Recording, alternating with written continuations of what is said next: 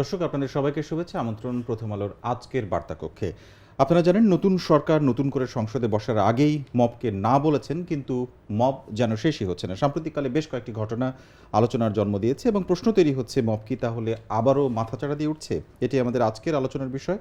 আলোচনার জন্য আমন্ত্রণ জানিয়েছি স্টুডিওতে ঢাকা বিশ্ববিদ্যালয়ের সমাজ বিজ্ঞানের অধ্যাপক ডক্টর সামিনা লুৎফাকে, আর তার সঙ্গে আজকের আলোচনায় আমি থাকছি, শামসুজ্জোহা।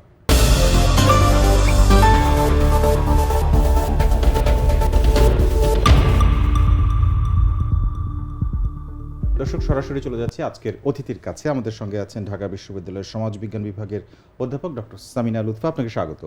ধন্যবাদ। প্রথমে যেটি বলছিলাম যে মব নিয়ে আবার নতুন করে আলোচনা হচ্ছে। আমি সব শেষ ঘটনাটাই উল্লেখ করি, মোহাম্মদপুরে ঢাকার, যেটি গতকাল রোববারের কথা। দিন দুপুরে কুপিয়ে জখম করা হলো ইমন নামে একজন, যিনি অ্যালেক্স ইমন নামে পরিচিত। তো চিকিৎসাধীন অবস্থায় সে মারা গেছে। কিশোর গ্যাংয়ের এই উৎপাত ঢাকা শহরে নতুন না, কিন্তু এই ঘটনাটা যে সময় এসে ঘটলো তার কিছুদিন আগেই আমরা মবকে না বলা সরকারের দিক থেকে অনেক বার্তা শুনেছি, কিন্তু এগুলো কোনো কিছুই কাজ করলো না।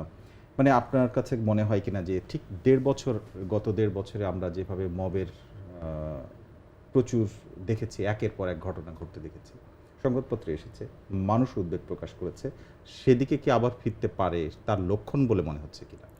মানে আশঙ্কা তো থেকেই যায়, কারণ যেহেতু গত ১.৫ বছরে যে ঘটনাগুলো ঘটেছে, প্রায় ২০০-র উপরে মাজারে হামলা, বাউলদের উপর আক্রমণ, নারী আদিবাসীদের উপর আক্রমণ, এবং আমরা দেখেছি যে একজনের লাশ কবর থেকে তুলে পুড়িয়ে ফেলা হয়েছে, একজনকে জীবন্ত পুড়িয়ে মারা হয়েছে, প্রথম আলো, ডেইলি স্টার, ছায়ানট, উদয়জিতে হামলা হয়েছে।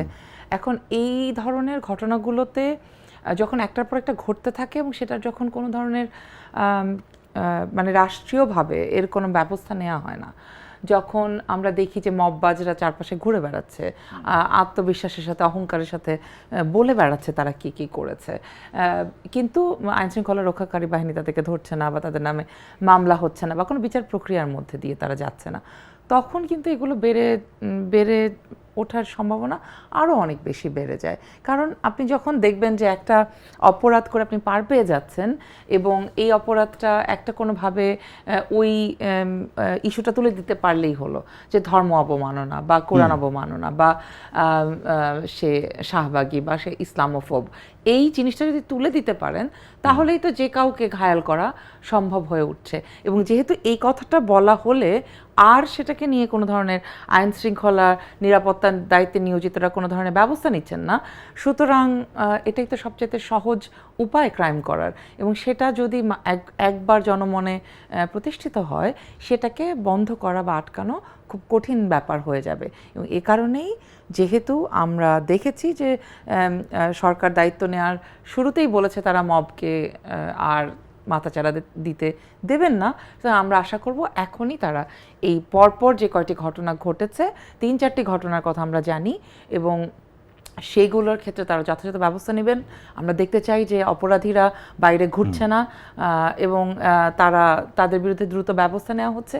এটা যখন আমরা দেখতে পাবো, কারণ আমরা আপনাদের রিপোর্টে দেখলাম যে ৭ জনকে চিহ্নিত করা যাচ্ছে। একইভাবে ধরেন প্রথম আলো, ডেইলি স্টারের হামলার সময় যেখান থেকে এই পুরো জিনিসটা অর্কেস্ট্রেটেড হয়েছিল, সেটা নিয়েও তো একাধিক সংবাদ মাধ্যম নিউজ করেছে, প্রতিবেদন করেছে। তার মাধ্যমে এটা তো একদম এমন কোনো ঘটনা না যেদেরকে খুঁজে পাওয়া যাবে না। আমি কি ব্যবস্থা নেওয়া হলো? সবশেষ যেটি নিয়ে আলোচনাটা শুরু করেছি, মোহাম্মদপুরের ঘটনা, সেটি নিয়ে বলতে চাই যে একটি কিশোর গ্যাংয়ের সঙ্গে আরেকটি কিশোর গ্যাংয়ের বাদানুবাদ, এটি এর আগেও ছিল, এবারও এই ঘটনাটি ঘটেছে, এবং এই ঘটনার পরে ঘটনাস্থল থেকেই 3 জনকে পুলিশ আটক করেছে। মানে পুলিশ চাইলে সম্ভব, যেটি তার আগে 1.5-2 বা তার বেশ কিছুদিন আমরা দেখিনি এই ধরনের। অন্তত 3 জনকে গ্রেপ্তার করা হয়েছে। প্রশ্ন হচ্ছে যে এই ঘটনার পরে কেউ কাউকে রাজনৈতিক আশ্রয় দিচ্ছেন কিনা, বা রাজনৈতিক কোনো পরিচয় সামনে এসে দাঁড়াচ্ছে কিনা, যেটির সঙ্গে আগের সরকার, অর্থাৎ অন্তর্বর্তীকালীন সরকারের সময় বেশ কিছু ঘটনার পরে পরে রাজনৈতিক পরিচয় সামনে এসেছে, এবং সরকারের দিক থেকে দুটো ব্যাপার, একটা হচ্ছে নীরব থাকা অথবা কোনো ব্যবস্থা না নেওয়া। এই যে তার কিছুটা পার্থক্য আপনি লক্ষ্য করছেন কিনা এখন, নাকি একই ধারাবাহিকতা চলছে? এখনো তো ওনারা প্রেশার গ্রুপ বলে জাস্টিফাই করেন নাই, সুতরাং সেটার জন্য অপেক্ষা করা যেতে পারে, দেখি যে সেটা করে কিনা। অন্তর্বর্তী সরকার তো মবকে এক ধরনের বৈধতাই দিয়েছেন, তারা প্রশ্রয় দিয়েছেন, তাদের প্রশ্রয়ী মব এত দূর বেড়েছে বলে মানুষ ধারণা করে। কিন্তু এবার যে নতুন নির্বাচিত সরকার, তাদের কাছে তো আসলে এক্সপেকটেশন বেশি, কারণ তারা 2/3 মেজরিটি নিয়ে ক্ষমতায় এসেছেন। ধরেন কুষ্টিয়ার ঘটনায়, ফিলিপনগরের ঘটনায়, কিংবা শাহবাগের ঘটনায়, কিংবা আমরা দেখছি রংপুরে একটি মাদক সংক্রান্ত বিরোধের জেরে হিন্দু পাড়া আক্রমণ করা হচ্ছে।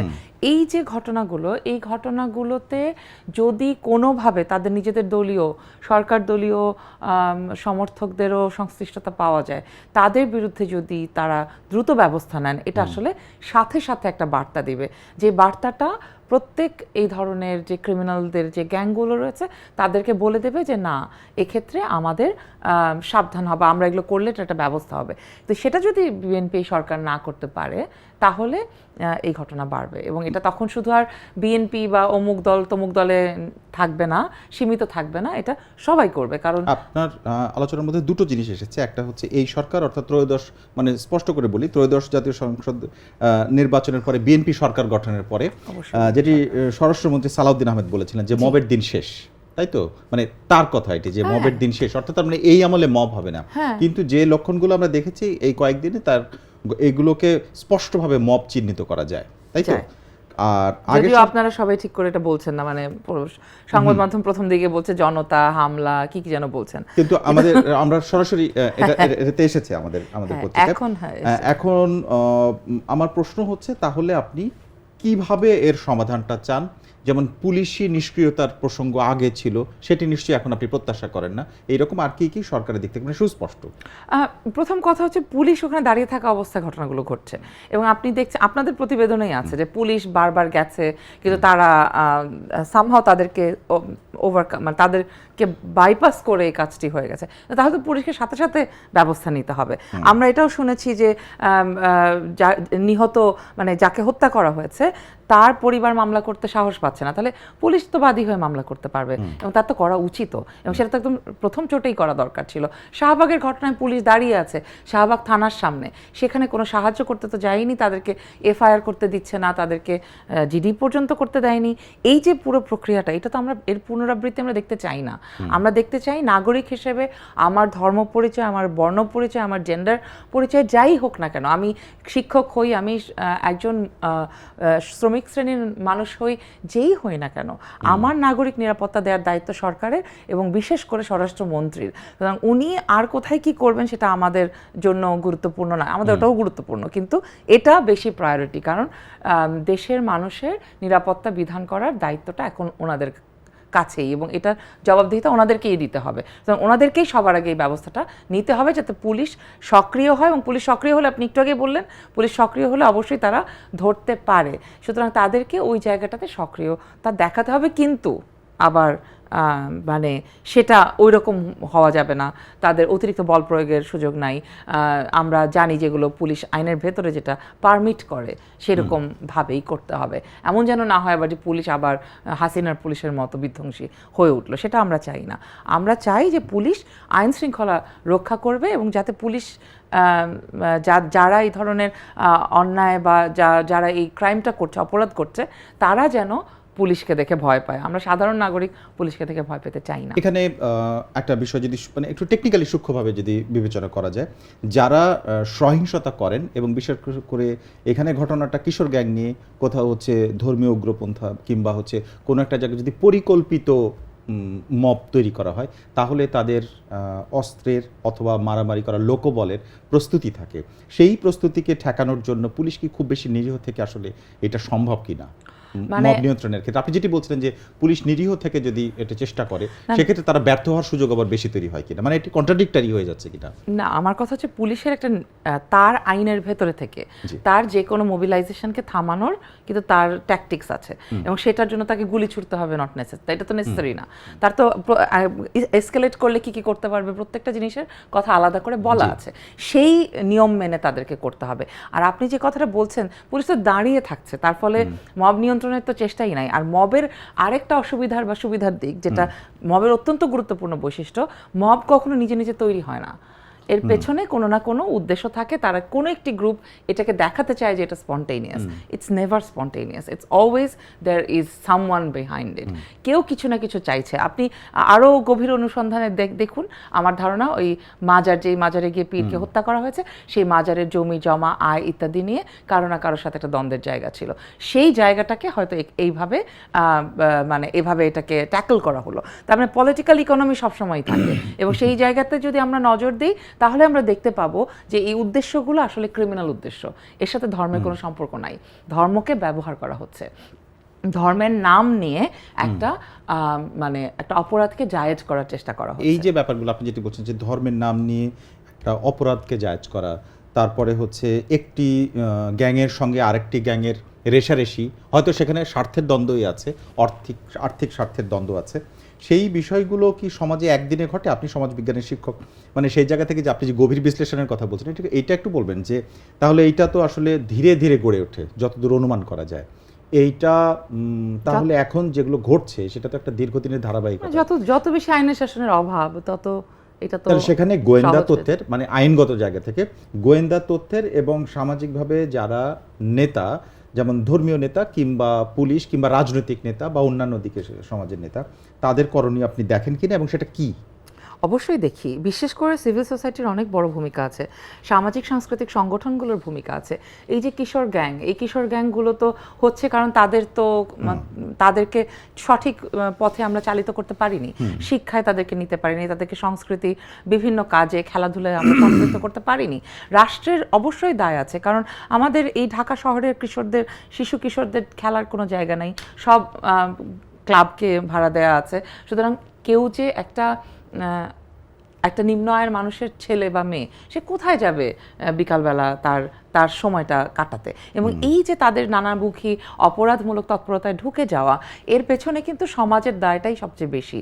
এবং এই যে আইনের শাসন না থাকা, এবং আইনের শাসন না থাকলে পরে সকলেই এক ধরনের ফ্রি রেইন পেয়ে যায়, যে আমি তো জানি যে কেউ আমাকে কিছু করবে না। সুতরাং সেই জায়গা থেকে ক্রিমিনাল অ্যাক্টিভিটিসের সংখ্যা বাড়তে থাকে, এবং এটা অনেক বেশি আগ্রাসী হয়ে উঠতে পারে, কারণ সে তো জানে যে কোনো কিছুতেই তাকে কেউ কিছু করতে পারবে না, তার একজন উপরে কেউ আছে যে তাকে সেভ করবে। এবং এখানে অবশ্যই পলিটিক্যাল পার্টির ভূমিকা আছে, কারণ এতদিন তো আমরা অন্তর্বর্তী সরকারে ছিলাম, সরকার ছিল দেশে, সুতরাং তাদের তো সেই অর্থে পলিটিক্যাল পার্টির ব্যাকআপটা ছিল না। কিন্তু এখন তো যারা 2/3 সংখ্যাগরিষ্ঠতা নিয়ে সরকার গঠন করেছেন, তাদের তো ওয়ার্ড পর্যায় পর্যন্ত কমিটি আছে।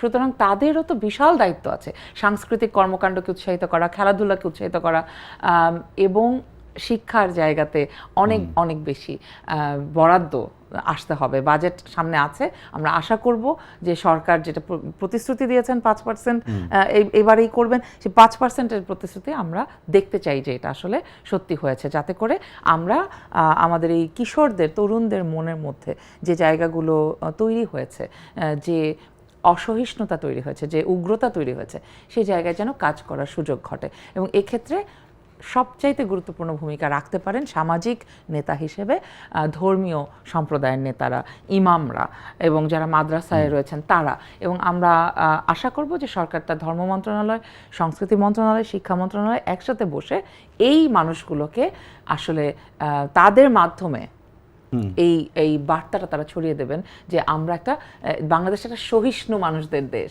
এখানে নানা মত আছে, নানা সংস্কৃতি আছে, বৈচিত্র্য সহই আমরা এত সুন্দর। আপনি এখন যে বিষয়গুলো বলেন, আমি যদি মানে জায়গাটাকে, মানে প্ল্যাটফর্ম, যে প্ল্যাটফর্মে ঘটনাগুলো ঘটে সেই দুটোকে আলাদা করি, তাহলে দুটো বিষয় এসেছে। সেটা হচ্ছে ধর্মীয় প্ল্যাটফর্ম, যেখানে হচ্ছে আপনি এই ঘটনাটা দ্বিতীয়বার ঘটলো এই সরকার আসার পরে, সেটি হচ্ছে মাজারে পীরকে পিটিয়ে হত্যা করা, এবং এটা দিনে দুপুরে, এবং এটা একটা গুলি করলে যেমন মুহূর্তের মধ্যে একজন মানুষ মারা যায়, পিটিয়ে মারতে তো আসলে 2-4 মিনিট অনেক সময় লাগে। দীর্ঘ সময় ধরে এটা কিভাবে সম্ভব হলো, সামাজিক প্রতিক্রিয়া। আরেকটা হচ্ছে আপনি বিশ্ববিদ্যালয়গুলো বা তরুণদের কথা বলেছেন, আপনার নিশ্চয়ই মনে আছে আপনার বিশ্ববিদ্যালয়, ঢাকা বিশ্ববিদ্যালয় 18 সেপ্টেম্বর 2024 তোফাজ্জল হত্যাকাণ্ড, যেটা খুবই সাড়া ফেলেছিল। তারপরেই বাংলাদেশে বেশ কয়েক জায়গায় ঘটে, তার মধ্যে জাহাঙ্গীরনগর বিশ্ববিদ্যালয়, রাজশাহী বিশ্ববিদ্যালয় ঘটেছে আব্দুল মাসুম এবং শামীম মোল্লা হত্যাকাণ্ড, আপনার মনে আছে নিশ্চয়ই।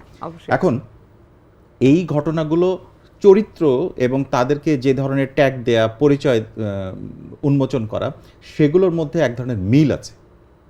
এটা আপনি বলছিলেন যে অন্তর্বর্তী সরকারের কেউ রাজনৈতিক পরিচয় ছিল না, রাজনৈতিক পরিচয়ের এক ধরনের দোষারোপ করা হয়, কিন্তু তখন তাহলে এই ঘটনাগুলো কেন ঘটলো?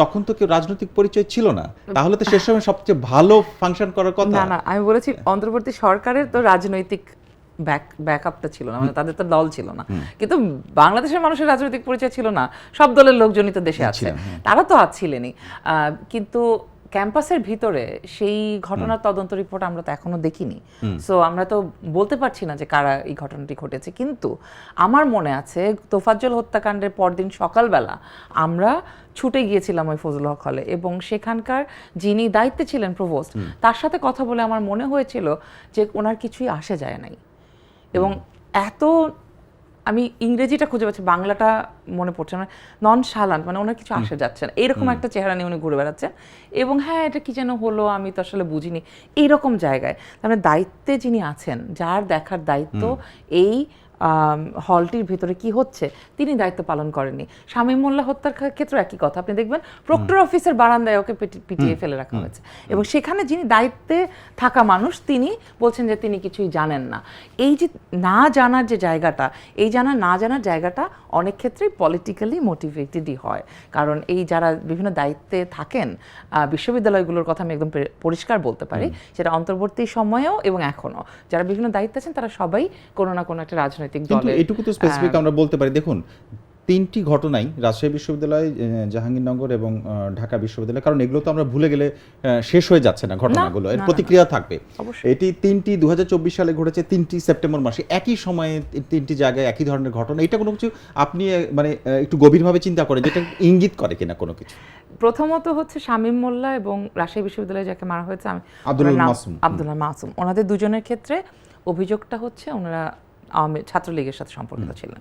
এই যে আওয়ামী লীগ ছাত্রলীগের সাথে সম্পর্কিত মানুষকে মব করা হচ্ছে, এটা তো ভয়াবহ ব্যাপার। তার মানে আপনার ভিন্ন রাজনৈতিক মতাদর্শ, জুলাই হত্যাকাণ্ড হয়েছে আমরা সকলে দেখেছি, আমরা সকলেই চাই জুলাই হত্যাকাণ্ডের বিচার হোক, কিন্তু বিচারটা কি এই প্রক্রিয়া হবে? আপনি তাহলে তো কয়েকদিন পর আমাকে দেখে বলবেন আমি আওয়ামী লীগের লোক বলে আমাকেও মব করে মেরে দেবেন। তার মানে এটা হচ্ছে যখন আইনের লোকের হাত থেকে মানুষের হাতে চলে যায়, অন্য মানুষের হাতে চলে যায়, মানে সাধারণ জনগণের হাতে চলে যায়, তখন এটা ভয়ঙ্কর হয়ে উঠতে পারে, এবং সেটা যে কারো জন্যই হুমকি, এটা আপনার জন্য হুমকি, আমার জন্য হুমকি। তার মানে এই যে শাস্তি দেওয়ার চেষ্টা, আর তোফাজ্জলের ক্ষেত্রে ঘটনাটা হচ্ছে যে ও তো মানসিকভাবে বেশ একটা মানে একটা স্বাভাবিক, এবং উনি মানসিকভাবে অসুস্থ ছিলেন, সেটা ওনার বোন পরবর্তীতে বলেছেন, এবং এই সময় ওটা হচ্ছে একটা চুরির দায় তাকে দিয়ে। কিন্তু ধরেন একই ক্যাম্পাসের মধ্যে সাম্যকে হত্যা করা হয়েছে, সেখানে কিন্তু এটারও কোনো তদন্ত রিপোর্ট আমরা কখনো দেখি নাই। এবং আমি একেবারে বলতে চাই না যে এর মধ্যে রাজনীতি নেই, অবশ্যই এর মধ্যে রাজনীতি আছে। যারা রাজনীতি করে না বা আমরা রাজনীতি করি না বলে, তাদেরও তো এটা একটা রাজনীতি, তাই না? তো এই জাতীয় জায়গাও রয়েছে এই পুরো ঘটনাগুলোর ভেতরে। সুতরাং আমরা যখন সলভ করতে চাইবো ঘটনাটা, আমরা যখন বলবো যে আমাদের এ থেকে উত্তরণের উপায় কি, তখন আমি প্রথমেই বলেছি রাজনৈতিক দলগুলোর তো পলিটিক্যাল উইলটা থাকতে হবে যে আমি এটাকে ব্যবহার করতে চাই না। এখন বিএনপি যদি মনে করে যে ধরা যাক আরে এটাকে তো ভালো কাজে লাগানো যায়, যদি আমি কোনো একটা কিছু পাশ করতে চাই, যখন আমার যেটা আওয়ামী লীগ খুব করতো একটা সময়ে, যখন মনোযোগ অন্যদিকে সরানো দরকার, তখন এই জাতীয় ঘটনা ঘটিয়ে অন্য দিক দিয়ে অন্য কাজ করে ফেলতো। এটা যদি বিএনপি মনে করে যে তারা এই সেম জিনিস কাজে লাগাবে, তাহলে আমাদের জন্য একটা ভয়ঙ্কর একটা দুঃসংবাদ, এবং এটা আমরা চাই না। আমরা সেই ধরনের সরকার বা সেই ধরনের রাষ্ট্র চাই না। এটা নিশ্চয়ই কেউই চান না, কারণ এটা তো যে কেউ যে কোনো সময় ভিকটিম হতে পারে। এই ঘটনাগুলো এরকম মানে খুবই র্যান্ডম ঘটে এবং যে কোনো সময় ঘটে। প্রশ্ন হচ্ছে তাহলে কোনোভাবে একটু গভীরে থেকে আজকে আনু মোহাম্মদ স্যার লিখেছেন মব নিয়ে, মবের বিরুদ্ধে বলা যায় এভাবে সরাসরি লিখেছেন তিনি। একটু পড়ে শোনাই আপনাকে যে স্বরাষ্ট্রমন্ত্রী মব সন্ত্রাস আর হবে না বলেছিলেন, এখন পর্যন্ত আশা করা যেতে পারে এই সরকার মবের বিরুদ্ধে পদক্ষেপ নেবেন। ভিন্ন জাতি, ভিন্ন লিঙ্গ এবং ভিন্ন ধর্মের পরিচয়ের ওপর আক্রমণের ব্যাপারে সরকার সজাগ থাকবে। এটি যেমন ওনার এই বক্তব্য আমার মনে হয় সবাই মেনে নেবেন, আপনি এই কথাটাই বলছিলেন। প্রশ্ন হচ্ছে যে একটু পেছনে যে এই 1-1.5 বছরে যদি আমরা একটু বিশ্লেষণ করি, তাহলে এই সরকারের রাজনৈতিক সংশ্লিষ্টতা ছিল না, কিন্তু নিষ্ক্রিয় ছিলেন, নমনীয় ছিলেন, অনেক ঘটনার পৃষ্ঠপোষক ছিলেন।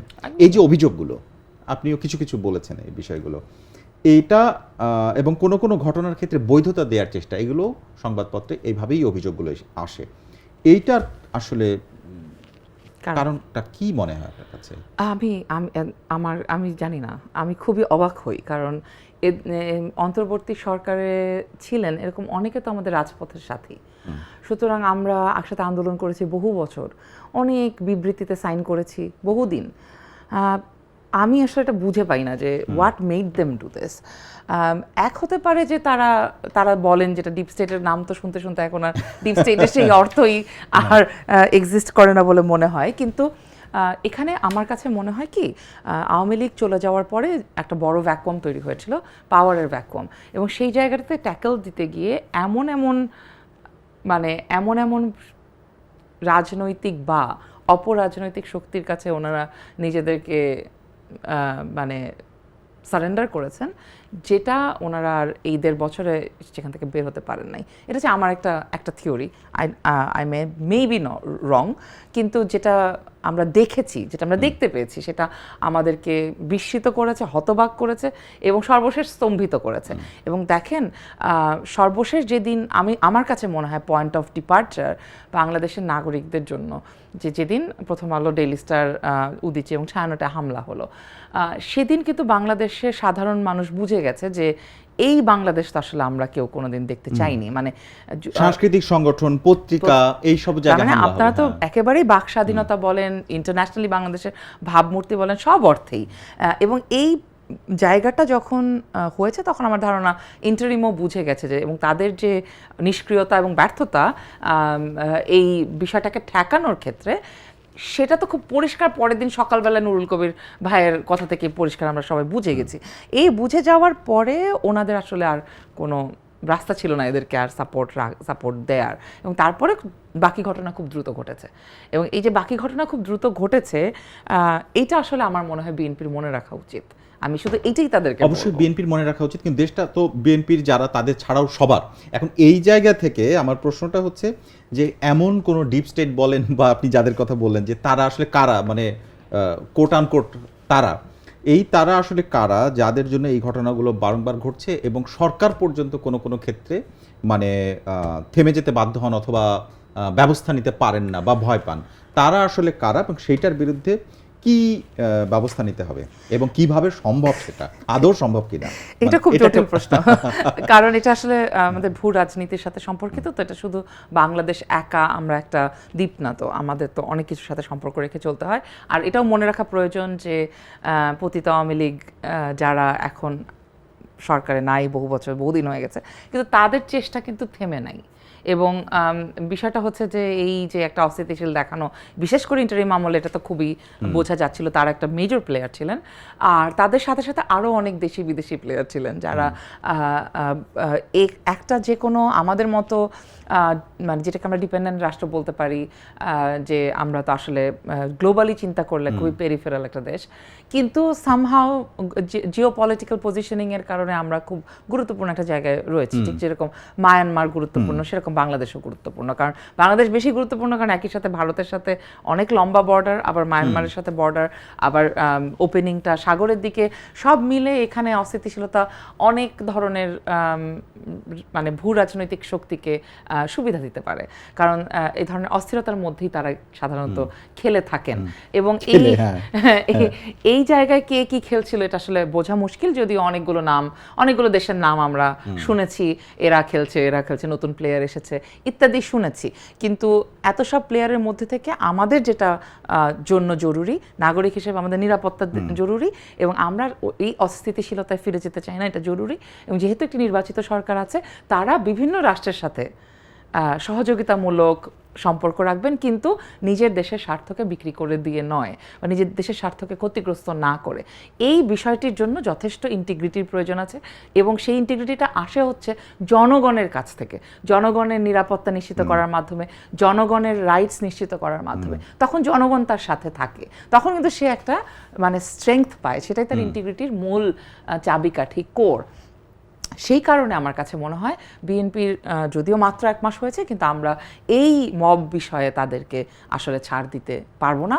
এবং আমরা আসলে নাগরিক হিসেবে 1.5 বছর ধরে অনেক সাফার করেছি, আমরা আর এই সাফারিংসে যেতে চাই না। এই কথাটা তারাও বলছেন, সেক্ষেত্রে মানে আপনি আস্থা রাখছেন কিনা, মানে খুবই সংক্ষেপে তারা তো বলেছেন যে এটা মবের দিন শেষ, কিন্তু মানে আস্থা রাখছেন কিনা, মানে সেই লক্ষণ দেখেন কিনা? আমরা বাংলাদেশের নাগরিকরা এত বেশি মানে এত বেশি কি বলবো না, আমাদের এক্সপেকটেশন এত কম, সেই কমও কিন্তু আমরা এত বেশি কি বলবো বঞ্চিত হয়েছি এবং আমরা যেভাবে ডিসিভড হয়েছি for over and over again. আমরা আসলে রাজনীতিবিদদের উপর ভরসা রাখতে পারি না, কিন্তু আমরা তাদেরকে দাবি জানাই যে তারা যেন অবিলম্বে এটা বন্ধ করেন। বন্ধ যদি করেন তারপর আমরা তাদেরকে ধন্যবাদ দিব। দেখেন, আপনি যেটা বলছিলেন যে 1 মিনিট 2 মিনিট আসলে একজনকে মেরে ফেলা যায় না, পিটিয়ে মারার যে বিষয়গুলো, আমি কুষ্টিয়ার দৌলতপুরের যে ঘটনাটা, সেটি কিন্তু ওই একই ধর্ম অবমাননার অভিযোগ তুলে আস্তানায় হামলা করা হয়, তাই তো? এবং এই হামলা করার 18 মিনিটের একটা ভিডিও পাওয়া যায়, পুরো সময়টা সেখানে পিটিয়ে ফিলিপনগরের গ্রামের এই ঘটনা, যেটি তার নাম হচ্ছে শামীম রেজা ওরফে জাহাঙ্গীর। আমার প্রশ্ন হচ্ছে 48 ঘন্টা পেরিয়েছে, এখন যখন আমরা কথা বলছি এখন পর্যন্ত কেউ গ্রেপ্তার হয়নি। এটি আসলে সরকারের দুর্বলতা কিনা, কেন পারছে না, বা এটা একটা মনে করেন কিনা 2 দিন যথেষ্ট এবং প্রকাশ্যে ঘটনাটা ঘটেছে এবং যারা ঘটিয়েছে, যারা ছিল তারা ঘুরে বেড়াচ্ছে, এটি একটা মানে চাওয়াটা কি? আপনারা আজকে একটা পত্রিকায় দেখলাম সবাই মিলে বিশ্ববিদ্যালয়ের শিক্ষকরা মিলে একটি প্রতিবাদ জানিয়েছেন, আমরা একটা বিবৃতি দিয়েছি। আমরা ওটাই বলতে চেয়েছি যে দ্রুত তাদেরকে গ্রেফতার করতে হবে এবং এদের একটা বিচারের ব্যবস্থা হচ্ছে সেটা আমরা দেখতে চাই। কারণ এই লোকগুলো আশেপাশে ঘুরছে এবং আমাদের ছাত্রদের একটা দল সম্ভবত ওখানে গিয়েছিল গতকালকে, তাদের ফেসবুক পোস্ট থেকে জানা যাচ্ছে যে তারাও দেখেছে যারা হামলায় ছিল তারা আশেপাশে ঘুরে বেড়াচ্ছে। আগামীকাল পয়লা বৈশাখ, আমি বৈশাখের প্রসঙ্গে আরেকটি প্রশ্ন যাব, কিন্তু তার আগে সবশেষে এটি একটু জানতে চাই। আজকে আনু মোহাম্মদ স্যারও লিখেছেন যে এই আমাদের পত্রিকাতেই কিছুক্ষণ আগে অনলাইনে উঠেছে, সেখানে তিনি বলেছেন যে বিচার যদি না হয় এই ঘটনাগুলোর, এবং তিনি যে ঘটনাগুলো উদাহরণ দিয়েছেন সেটা গত 1-1.5 বছর সহ, তাহলে বুঝবো যে সরকারেরও সমর্থন আছে। কোন সরকারের? প্রশ্ন হচ্ছে গত 1 বছরে যে ঘটনাগুলো বা 1.5 বছরে ঘটেছে সেগুলোর বিচার কি এই সরকার করবে কিনা? করতে তো হবেই, এটা তো একটা ধারাবাহিক প্রক্রিয়া, মানে ঘটনা তো ঘটেছে, অবশ্যই বিচার করতে হবে। আমরা চাই যে তারা বিচার করবেন, অন্তর্বর্তীকালীন সরকার এর সময় যেগুলো ঘটেছে, যে সেখানে যা যা কিছু ঘটেছে সেগুলোর বিচার আপনারা চাইবেন না? আমরা তো অবশ্যই চাই বিচার হোক, এবং বিচার না হলে পরে এগুলো চলতেই থাকবে, এটা চলতে থাকবে, সেটাই স্পষ্ট শুনলাম আর কি। অনেক ধন্যবাদ। আমি একটু আরেকটা প্রসঙ্গে আসি, আমরা আলোচনার একেবারে শেষ প্রান্তে। আজকে চৈত্র সংক্রান্তি, আগামীকাল পয়লা বৈশাখ। বৈশাখের যে উৎসব, সার্বজনীন সবাই অংশগ্রহণ করবে, এই বিষয়গুলোর মধ্যে রাজনীতি ঢোকানো এবং এইগুলোকে সার্বজনীন মুখে বলা হয়, কিন্তু এগুলোর নাম নিয়ে সবশেষ এবারে মঙ্গল শোভাযাত্রাকে বৈশাখী শোভাযাত্রা করে, এই বিষয়গুলো আপনি মনে করেন কি এর মধ্যে একটা দুরভিসন্ধি বা এটার মধ্যে এক ধরনের উস্কানি খুঁজে পান কিনা? এই ধরনের অবশ্যই পাই। এবং বৈশাখ যে আমরা যে বৈশাখের মঙ্গল শোভাযাত্রা বা বৈশাখ উদযাপনে ছায়ানটের যে গানের আসর, রমনার বটমূলে, এর সবই কিন্তু রাজনীতি, প্রত্যেকটা জিনিসই রাজনীতি। বৈশাখকে যখন বন্ধ করতে চাওয়া হয়েছে বা বাঙালি সংস্কৃতিকে যখন থামাতে চাওয়া হয়েছে, তখনই তো ছায়ানট এই জিনিসটাকে আস্তে আস্তে পপুলারাইজ করেছে। বছরের পর বছর, দশকের পর দশক আমরা এই জিনিস দেখে এসেছি, এটা হচ্ছে।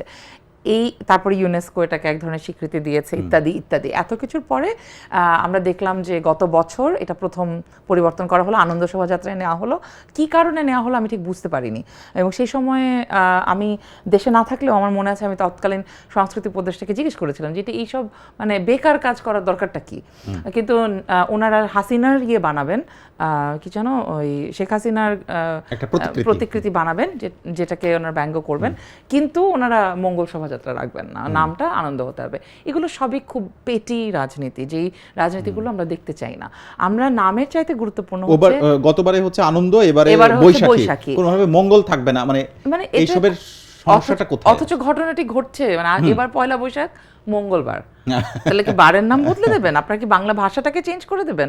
যদি মানে ভাষা এমন একটা জিনিস যেটা নদীর মতো বহমান, সেটা প্রতিনিয়তই পরিবর্তন হয়, কিন্তু সেই পরিবর্তনটা অর্গানিক্যালি হতে হয়, এরকম জোর করে চাপিয়ে দিয়ে হয় না। আপনি যত চাপাবেন, যত বলবেন মঙ্গল শোভাযাত্রা করতে দেবেন না, আমি তত বেশি মঙ্গল শোভাযাত্রা করব, তত বেশি বলবো যে মঙ্গলই দরকার। আমরা আরও বেশ কিছু আলোচনা দেখি, মানে আরও পয়লা বৈশাখকে ঘিরে অনেক ধরনের ছোট ছোট আয়োজন হয়, কিন্তু দুটো, এর মধ্যে আপনি একটি বলেছেন, একটি হচ্ছে ছায়ানটের অনুষ্ঠান, যেটি রমনার বটমূলে খুব সকালে, এবং তারপরে হচ্ছে এই মঙ্গল শোভাযাত্রা বা বৈশাখী শোভাযাত্রা, যে নামে ডাকেন, এই দুটি। আগামীকালকে আরেকটি ধানমন্ডি 27 নম্বর থেকে শোভাযাত্রা হচ্ছে, সেটির নাম মঙ্গল শোভাযাত্রা বলে আরেকটি আয়োজন হচ্ছে। দেখুন, এটা এক ধরনের প্রতিক্রিয়া বলবেন, নাকি এটাকে সৌহার্দ্যের সঙ্গে প্রতিবাদ বলবেন, নাকি এটা সমাধান, নাকি এটা বিভাজন? বিভাজন তো নয়, এটা এক প্রতিবাদী, এক ধরনের প্রতিবাদ। কারণ এই ছায়ানটের আয়োজনটিই তো প্রতিবাদ ছিল এক সময় থেকে, এবং সেই প্রতিবাদকে যখন থামানো হয় তখন প্রতিবাদ নানাভাবে নিজেকে রিক্লেম করে। প্রোটেস্ট সোশ্যাল মুভমেন্টের নেচারই এটা। আপনি যখন ওটাকে থামাতে যাবেন, সে অন্য কোথাও থেকে ওটা বের হবে। তার ফলে এই যে থামাতে চাওয়াটাই একটা ভুল পজিশন, এবং সেটা যখন সরকার করে সেটা আরও বেশি ভুল পজিশন। কারণ গত বছরের আগ পর্যন্ত সরকার তো মঙ্গল শোভাযাত্রার পার্ট ছিল না, এটা ঢাকা বিশ্ববিদ্যালয়ের একান্ত নিজস্ব প্রোগ্রাম ছিল। কেন তাদেরকে এটার মধ্যে গিয়ে মাতব্বরি করতে হবে? কেন তাদেরকে এটাতে টাকাই বা দিতে হবে? আর কেনই বা তাদের এটার উপরে নাম নিয়ে এটা নিয়ে যন্ত্রণা করবে? ঠিক আছে, ঢাকা বিশ্ববিদ্যালয় পাবলিক বিশ্ববিদ্যালয়, আমি জানি, কিন্তু তার একটা নিজস্ব স্বায়ত্ত শাসন আছে, এবং ঢাকা বিশ্ববিদ্যালয় যেটা আয়োজন করছিল সেটার ভেতরে যদি সরকার এরকম হস্তক্ষেপ না করতো, বরং তাদেরকে সহযোগিতা করতো, তাহলে তো এটা অন্যরকম চেহারা নিত।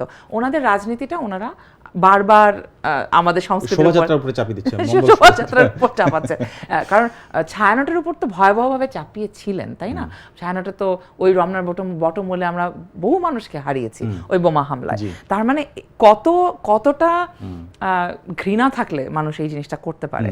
এবং এটা থেকে বোঝা যায় যে যখন এটাকে দমন করার চেষ্টা করা হবে, আপনি দেখবেন আমেরিকাতে হচ্ছে, আপনি দেখবেন ইংল্যান্ডে হচ্ছে মঙ্গল শোভাযাত্রা। কারণ এটা এক ধরনের মানে প্রতীকী প্রতিবাদ, যে আমাদের এটা বন্ধ করা হয়েছে, মানে অন্যান্য জায়গায় এটা শুরু হবে। এবং আমি জানি ক্যাম্পাসেও কালকে অন্তত 3টা মঙ্গল শোভাযাত্রা হবে, তার প্রস্তুতি চলছে বিভিন্ন জায়গায়।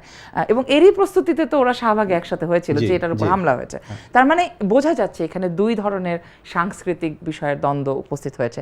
আমি দেখলাম রাজশাহী বিশ্ববিদ্যালয়ের ইসলামী ছাত্র শিবির আবার আকবরকে এটার ক্রেডিট দিচ্ছেন, খুবই ভালো কথা। তা আকবরের ক্রেডিট দিতে গেলে তো ওই সেকুলার যে আইডিয়াগুলো সেগুলোর ক্রেডিট তো ওনারা তাহলে দিচ্ছেন কিনা সেটা জানার ইচ্ছা। কিন্তু একটা বিষয় হচ্ছে পয়লা বৈশাখ নিয়ে তাহলে সবাই চিন্তা করছে। হ্যাঁ, এবং মানে মজাটা এখানেই যে আপনি তো অন্য কিছুকে রিক্লেম করছেন না, আপনি পয়লা বৈশাখে রিক্লেম করছেন। ঢাকা বিশ্ববিদ্যালয়ের ডাকসু বা শিবির সম্মত, আমার ঠিক মনে নাই, ওরা বোধহয় পয়লা অগ্রহায়ণকে কি একটা করতে গেল, কিন্তু অগ্রহায়ণ নামটাই এত বেশি কোট আনকোট হিন্দুয়ানি যে একেবারে ওটাও কিন্তু মাঠে মারা গেল। তার মানে আমার কথা হচ্ছে যে আপনি যদি আমি আশা করব বাংলাদেশে নানান রকম সংস্কৃতির মানুষ আছে, যার কাছে মনে হচ্ছে যে পয়লা বৈশাখটা তার নয়, চৈত্র সংক্রান্তিতে লাল সাদা শাড়ি পরে ঘুরে বেড়ানো তার নয়, তার সংস্কৃতি নয়, তার যেটা সংস্কৃতি নেই সেটা করুন, আমরা সেখানে যাব। সেরকম আমাদের যেটা সংস্কৃতি সেটা আমরা করি, ওনারা আসলে আসবেন, না আসলে না আসবেন, কিন্তু এটার উপর মাতব্বরি করতে যাওয়ার প্রয়োজনটা খুবই মানে আমি বলবো নিন্দার জায়গা, এবং সেটা করার প্রয়োজন নেই। ডক্টর সামিনা লুৎফা, আপনাকে চৈত্র সংক্রান্তি এবং পয়লা বৈশাখের শুভেচ্ছা এবং ধন্যবাদ সময় দেওয়ার জন্য। সবাইকে চৈত্র সংক্রান্তি পয়লা বৈশাখের শুভেচ্ছা। দর্শক, আপনাদেরও পয়লা বৈশাখের শুভেচ্ছা, এবং শেষ করছি আজকের আলোচনা মব নিয়ে। মব আবারও মাথাচাড়া দিচ্ছে কিনা এটি আমরা আলোচনার চেষ্টা করেছি। আমাদের আজকের অতিথি ছিলেন ঢাকা বিশ্ববিদ্যালয়ের সমাজ বিজ্ঞান বিভাগের অধ্যাপক ডক্টর সামিনা লুৎফা। তার কাছ থেকে আমরা শুনেছি এরকম নানা বিষয়ের আপডেট এবং রাজনৈতিক বিভিন্ন ইস্যুর বিশ্লেষণ জানতে আমাদের এই আয়োজন প্রথম আলোর বার্তা কক্ষ দেখুন রবি থেকে বৃহস্পতিবার পর্যন্ত প্রতিদিন এই সময় প্রথমআলো.com, প্রথম আলোর ইউটিউব, ফেসবুক সহ সোশ্যাল মিডিয়া প্ল্যাটফর্মগুলোতে। আজকে যারা সঙ্গে ছিলেন সবাইকে ধন্যবাদ।